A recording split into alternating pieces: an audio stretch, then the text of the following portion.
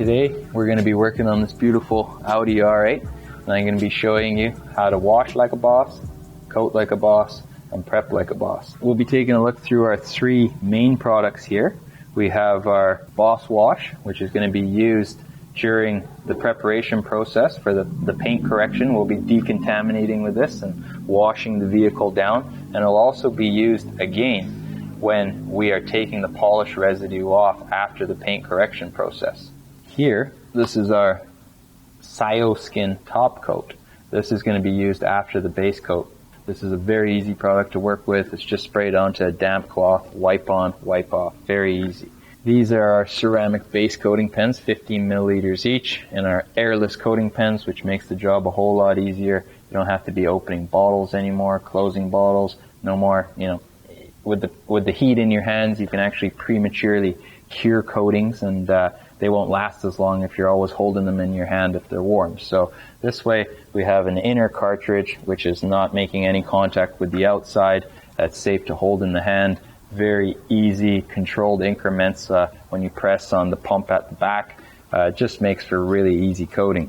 Also, we're going to be introducing our patent pending gloss glider. This is a revolutionary new system compared to all of the traditional rectangular blocks that you see everybody using for ceramic coatings.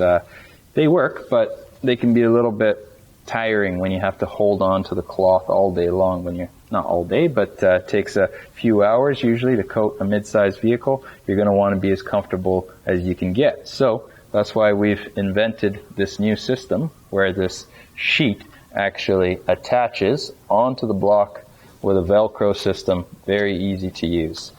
And these sheets are disposable too, so once they crystallize after you use the product, you can chuck them away and get a new sheet. Also, with the beveled edges and the point that we have here, it's very easy to get into the nooks and crannies and door handles, and it's very ergonomic and makes for a very smooth application process. Let's get into it, and we're going to take you through the washing process to make sure we get all the grime off before we even start paint correcting. Typically, I add about 20 mils to 2 gallons of water, so you can just dump it in like this, or this is a very nice airless pump, so you can put it in smaller increments if you like. In this case, I'm going to pour in about 20 mil, which is about 2/5 of this bottle here. I'm just going to add some water to this, get this bubbled up nicely. Wow, that is quite bubbly stuff. Let's get a nice lather going here. Alright, so with the washing process, you're going to want to remove as much of the grime even before you start washing it. Try to get rid of a lot of that loose debris and grime on the vehicle by giving it a good hosing off.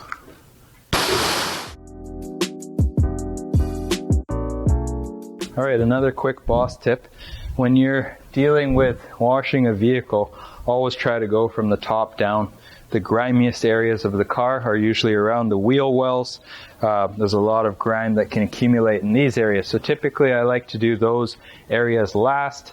Always make sure you got 2 buckets for decontaminating your wash sponge or whatever you may be using. From time to time, give it a good dunk and get those contaminants off of here, as they can cause scratching to the vehicle if you're forcefully washing your vehicle. Alright, so starting from the top,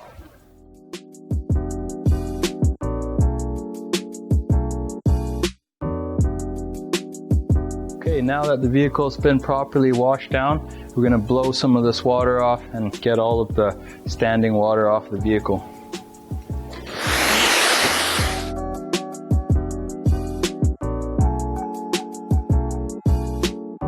Just going to wipe the rest of the water off.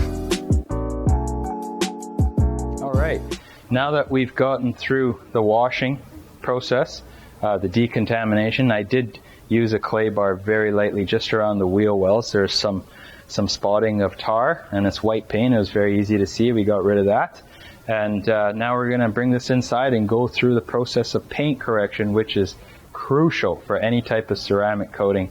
You got to get that base to nearly perfect, as much as you can, getting rid of all the fine scratches, any sort of marring, swirling, holograms, whatever you want to call it, imperfections in the paint need to be taken out. This can take hours, but it is one of the most important stages, getting the base prepared. So let's get into it. So this crucial stage of cut polishing to get rid of the swirls and any sort of micro scratching we have can be a multi-stage process. You have to use different cutting pads with different compounds to get the levels of abrasiveness and working into that fine polish to get that ultimate gloss before you apply the coating. Today on this vehicle, although it's white, when you look at it closely, it's actually covered in quite a lot of micro marring and holograms. So to battle that, I'm going to be using this pad here. It's quite a stiff foam pad. I don't think it really needs to go to the wool pad level on this one. So we'll be using a more abrasive foam pad with this very powerful double action polisher here made by Rupees. And I'll be using a 3D cutting compound here. This is very good stuff as well. Very easy to work with and very clean. It's not a messy compound. If necessary, I'll be going triple stage on this, but I'm thinking a double stage might do. For those fine areas, those hard to reach areas, I've also got a mini polisher here. For those really, really small areas, we even have this little tool here that's great for getting into door handles and very detailed parts around emblems, for example. With these tools here, a little bit of masking tape, a couple different grades of foam pads and our compounds, I'm pretty confident we can get this thing looking Glossbaus. All of these sort of grill type plastic areas, I like to tape those off. We're going to wash it again after we paint correct, but still, I don't like to get compound stuck into these things, so let's tape it off.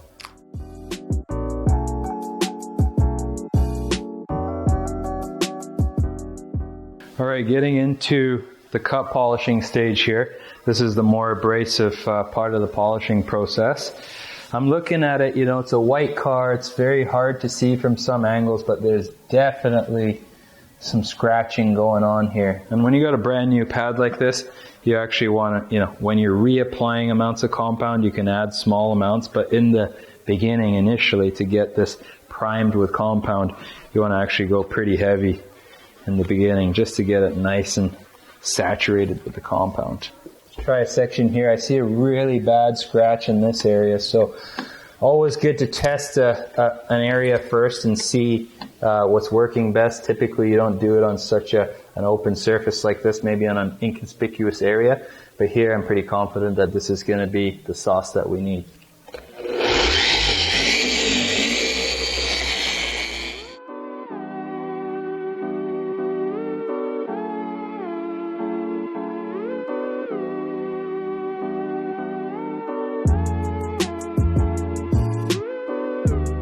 Alright guys, now that we've done a big paint correction on this, it's looking Glossbaus, it's looking really nice, happy with the results.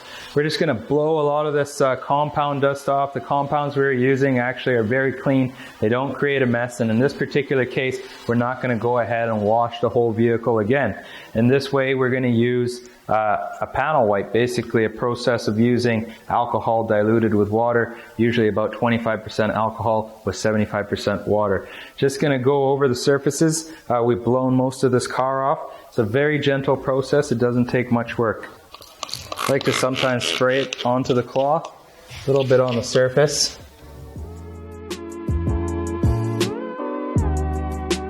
Just to get rid of any oily residues that might be on the surface, which is going to prevent the proper type of bonding that we're looking for with these ceramic coatings.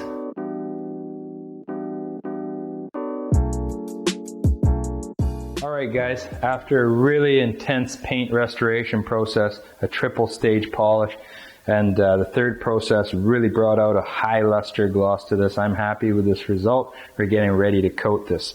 With our airless coating pen, it really makes the job a whole lot easier. You don't have to worry about opening and closing bottles all the time.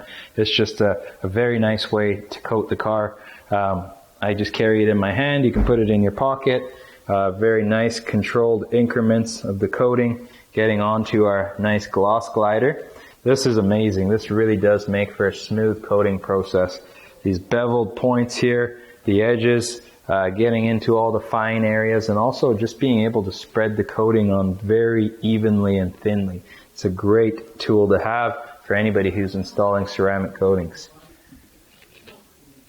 In a cross hash motion, I'm going to apply the coating, rubbing it in one way. This coating goes a long way, so actually you don't want to overuse it. Nice thin coats is the better way to go.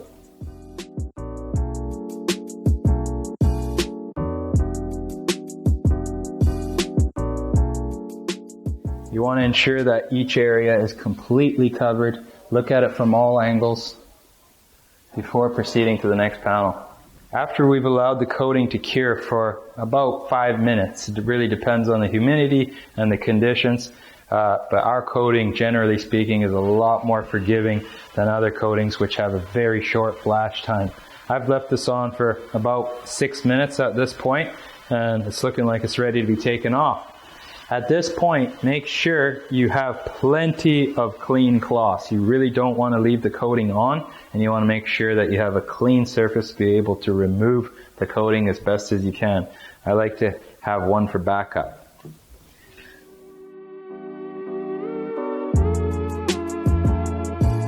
Now that we've got 2 layers of ceramic base coating nicely put on and taken off, we're getting ready to apply the last stage of our ceramic coating system, Glossbaus SiO Skin. This stuff actually has a small amount of the actual SiO2 in there, which makes up the ceramic base coating as well. This is a great product also. When you're done with this, we're not going to use the whole bottle. It can be used as a routine maintenance product. About 6 months to a year down the road, you can reapply this just to replenish that top coat, which acts as a sacrificial layer which protects and keeps the base coating more intact. Very easy to use, slightly damp cloth, take the cap off, nice airless bottle here, keeping the product very fresh. Gonna pump about 4 to 5 pumps per 1 square meter, and I'm not gonna put it directly onto the surface because it is quite concentrated and you don't want to over apply this product. So going thin with this is very important. Just going to very lightly caress it into the surface with the damp cloth, making sure each area is evenly covered, and taking a nice clean microfiber cloth, you're just buffing off any sort of haze or remaining product. It comes off very easily, so it's not difficult to remove. Just going to pass over those areas that were covered.